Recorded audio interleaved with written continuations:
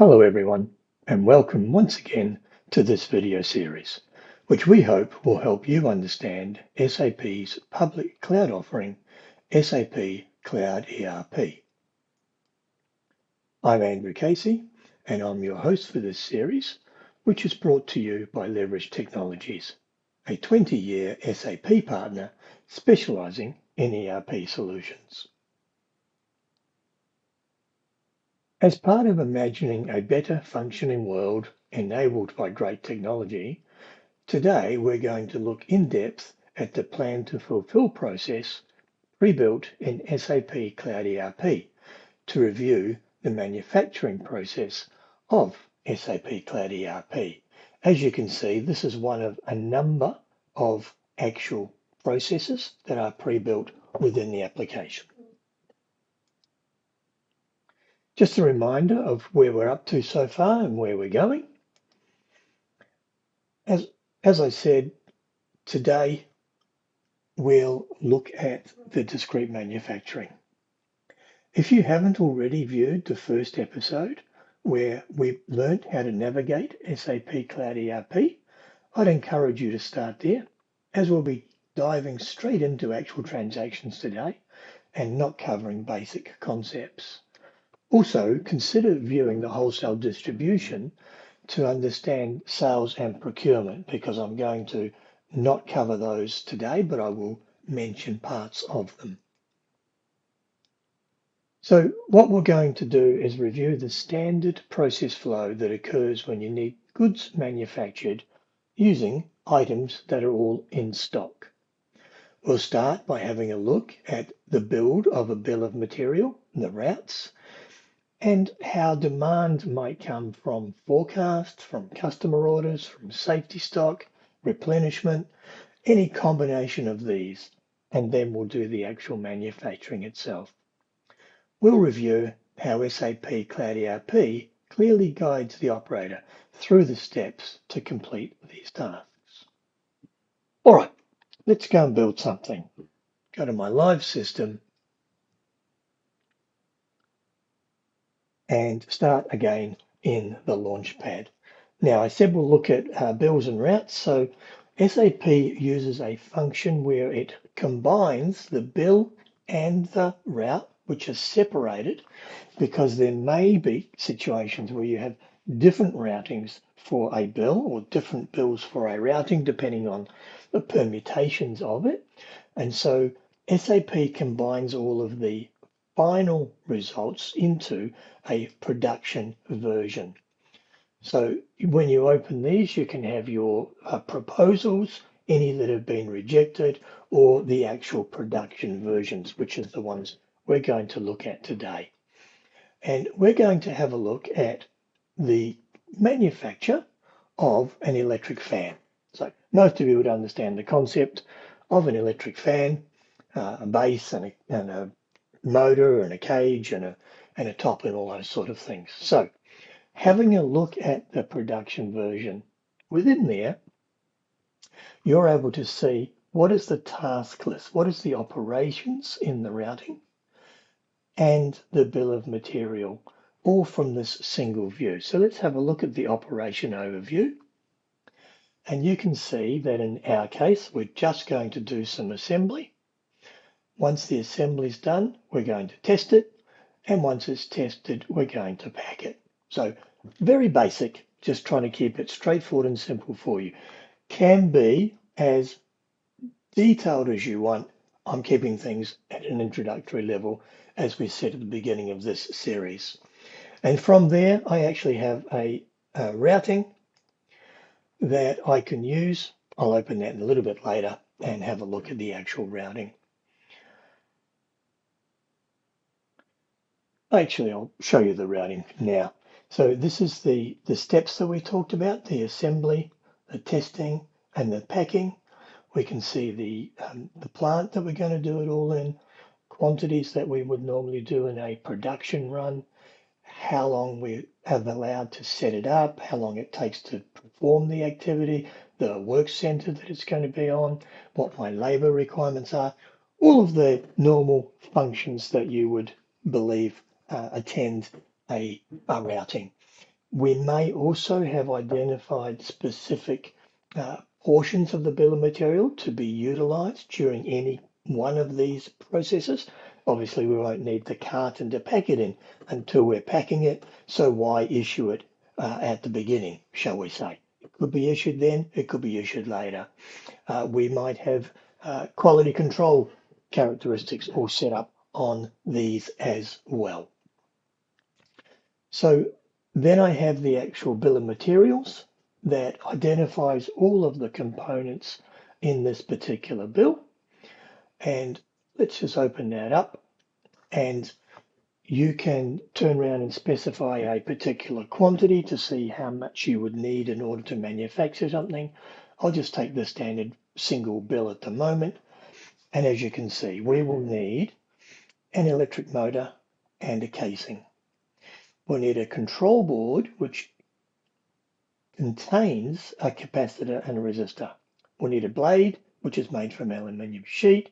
We'll need an assembly, which is made up of two components, and a sensor module, which is made up of a number of components. So the normal functions that you would expect from a multi-level bill of materials. So all of that data is in there, how much we need, how many we need, and all of the detail around the actual creation of the BOM. So we have a BOM, we have a route, which creates a production control situation. That's how we're going to make it. That's what we're going to use in order to do the making. Now we might have demand. So let's have a look at what material we have for this particular fan. If I look at what's the demand for this fan, I can see that I'm short by 42 pieces, and it doesn't look like I have, using my color coding, anything coming in a hurry. I'm short a little bit on these shrink wrap rolls as well, but I have some product coming in the future. But let me have a look at this particular one, manage my materials, and we'll see that we're short by 42 pieces today. Now, if I look at this, I've set the system up to say that this particular product has 50 pieces as safety stock. But in actual fact, there's only 20 in stock. So immediately it says we're 30 pieces short just to get back to my safety stock. I also have a customer order come in from my domestic customer for an additional 12 pieces. So now I'm 42 short. And I have some forecast for 20 each in the next week or so. So all up, I'm 82 short, but today I'm 42 short. So this demand, where did this come from? So this was created by at what is called our Planned Independent Requirements, so PIR. That is a forecast. So we've said in here that in week 12, and I've got a weekly forecast for this particular product, it could be monthly. So in here we've said we have 12 and we have sold those 12. So our accuracy is 100% accurate. And we're projecting that we'll need 20 next week and 20 the week after. So the solution will keep a track of A, how many is needed in order to create the demand, but B, how accurate my forecast is based on that demand. So I can keep adjusting it to make sure I have the right material available to me. But in this particular case, I am short, as I said, at least 42. So let's start an MRP run. Now, I'm doing it just for this particular product. I'm triggering it manually, as you can see, and it's doing the run. This can be done as a full task. It can be run in the background on a schedule, but if I did that, you wouldn't see anything happen in my demo. So I've done it as a manual situation. So we had 42, we were short up here.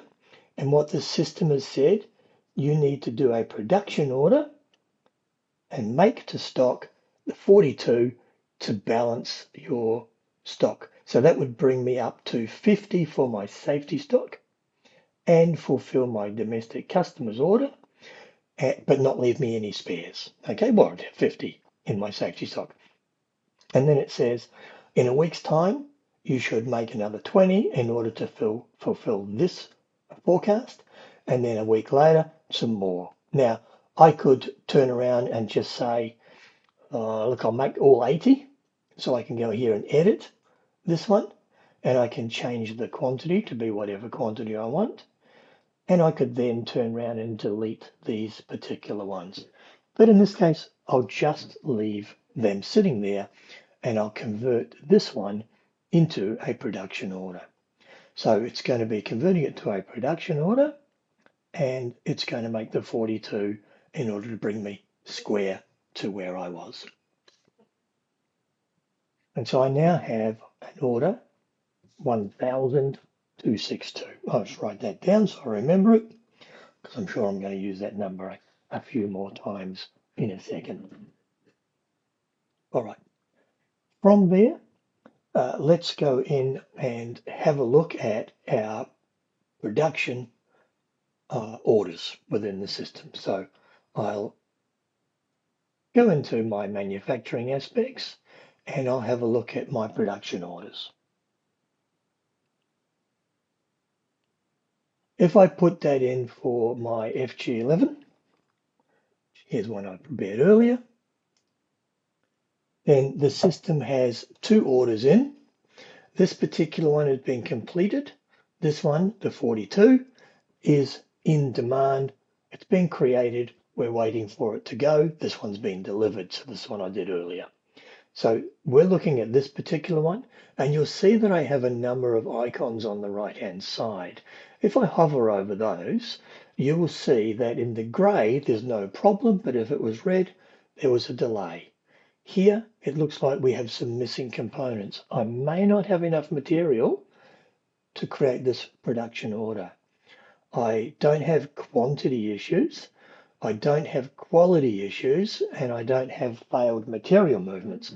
But I do have, as I said, missing components. Let's have a look. It says we are short of RM011. So looking into the job, the system says you need 42, and we don't have 42 in stock. You do have the casing, the control board, etc.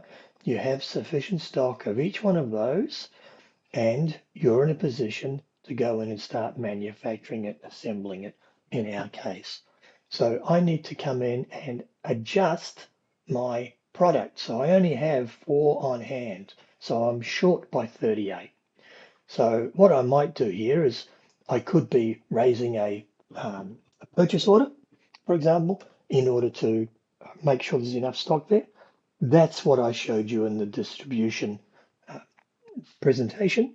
So in this particular case today, I'm simply going to come into that raw material number 11, and I'm going to increase the amount of stock that's on hand. And I could do a stock take, I could do an adjustment, which is what I'm going to do. And look, I'll put 100 in there for the moment. Post that into the system, and that has adjusted my material for it. So if I go back to my, too many tabs open here. If I go back to my production order and I refresh that one,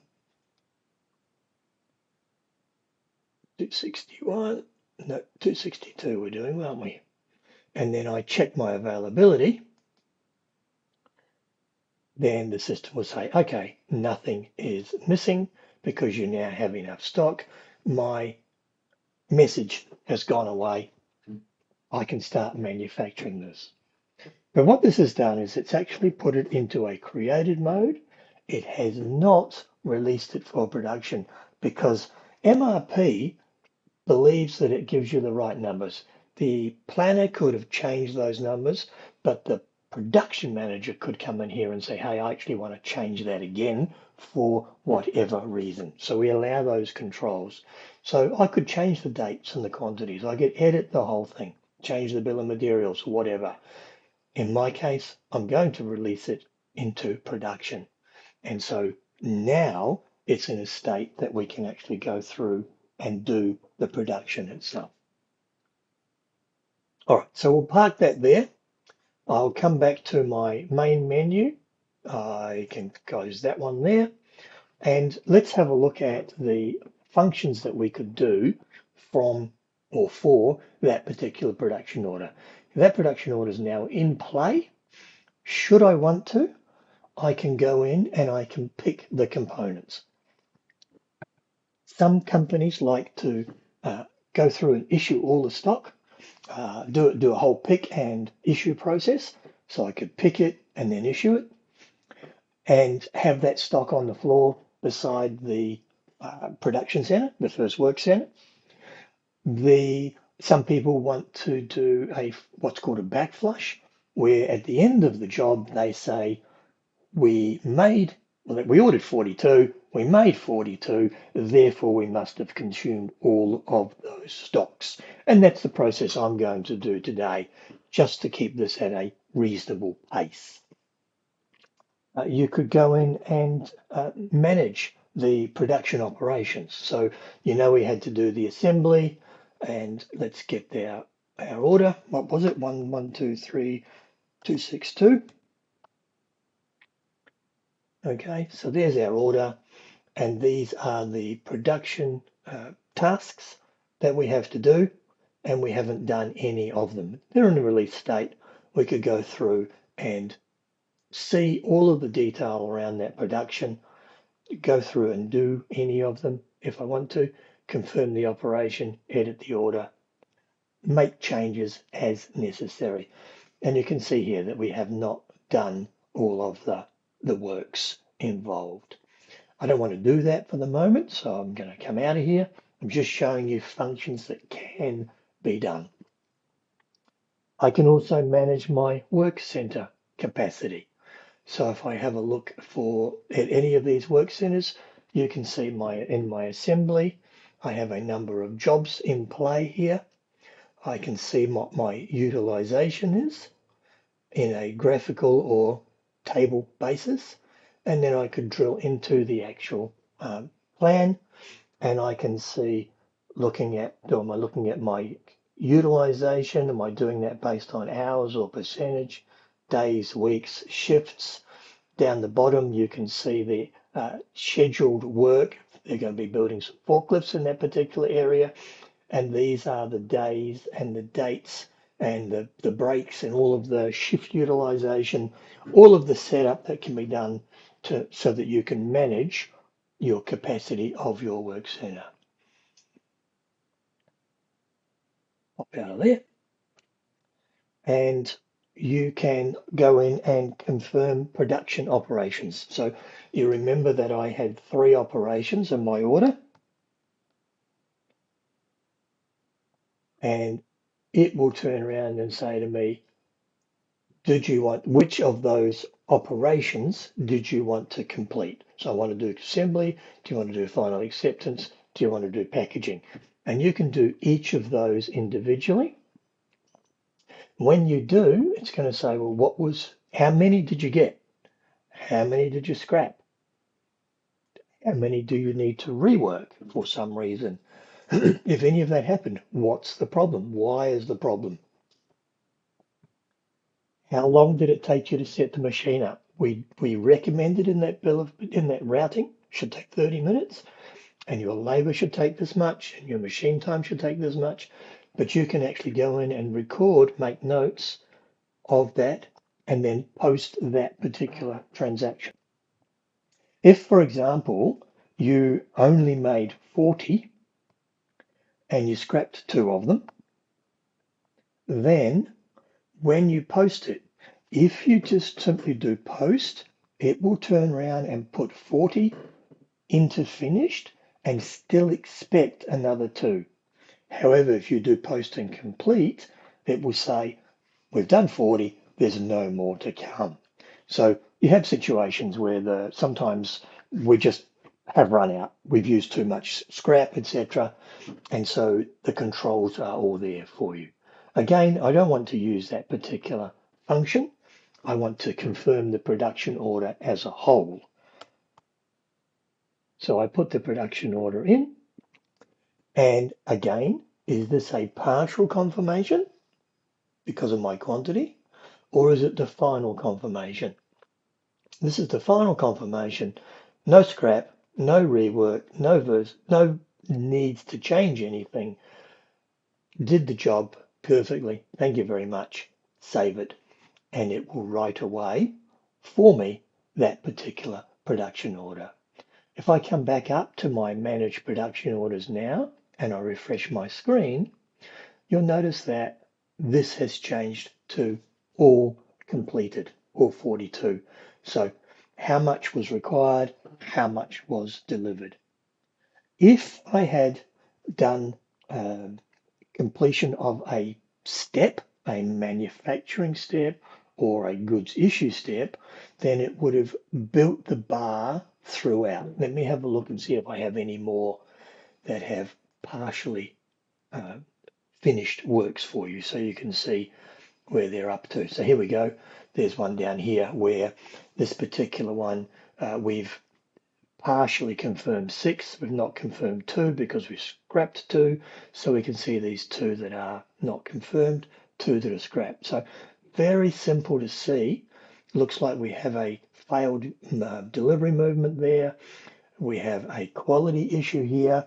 So all the way through, you're able to see step by step where we're up to with all of those. Now, if I remember rightly as well, one of these, I think it's this one, 248. Let's go into 248. This one had the 100 pieces required. They've managed to assemble them all. They've done a confirmation of them. And this had an inspection required on it. So a goods receipt inspection from production. So when those goods were finished, the system wanted a receipt, a goods inspection done. And so what it said is you're going to be pushing through 100 pieces and 10 of them need to be tested. Right down there, 10 of those. And so the system would allow the production of a form for the staff to identify for them what they needed to test, how many they needed. This is a simple single test. Or alternatively, after they have recorded all of those, then there's an inspection report that says these are the outcomes. These are the tests. Going to do surface test. Got to make sure that it's smooth. We'll check the sizes and make sure it's between 100 and 200 centimeters long. And it was at 160, so that's fine. And therefore it was accepted. So again, every step along the way can be taken into account for you. Reasonably simple, straightforward, all the way through from, close that, from the maintenance of your forecast, the ability to monitor all of the materials, see where the demand is, what we need to make, when we need to make it. And in fact, if I go back in there now, you'll find that that will have changed. I no longer have my, it's not even on the list anymore because the demand is gone. Okay. And so all the way along through the creation of the purchase, both purchase orders and or production orders from MRP, either manually triggered or system triggered, then the management of that production order, the ability to see the flow, decide what you want to do with your materials, your operations, how you want to record it, how you want to manage your capacity, and through to the actual production of the product. So a comprehensive solution, hopefully delivered simply for you in today's presentation. What I didn't cover is additional functionality. So there is batch control, there is serialization and RF processing. There's much more detail in the quality control. There's subcontracting capability. There's all the detail around capacity planning. Goods might come back in for in-house repairs. All of those functions are available to you in SAP Cloud ERP. I kept it straightforward today as I promised, but there's many more functions. Did remember, if you watched my wholesale distribution video, I also mentioned the fact that SAP is delivered as a modular system based on what SAP calls scope items. There are currently more than 650 scope items available to be selected from. As an example of what a scope item is, in-house repairs is a single scope item, so subcontracting. There's 650 of these functions available to you. This enables us to ensure that your business meets your current and future needs. I trust you found today's presentation informative and look forward to hosting you for more episodes soon. I've been Andrew Casey from Leverage Technologies, and I wish you a good day.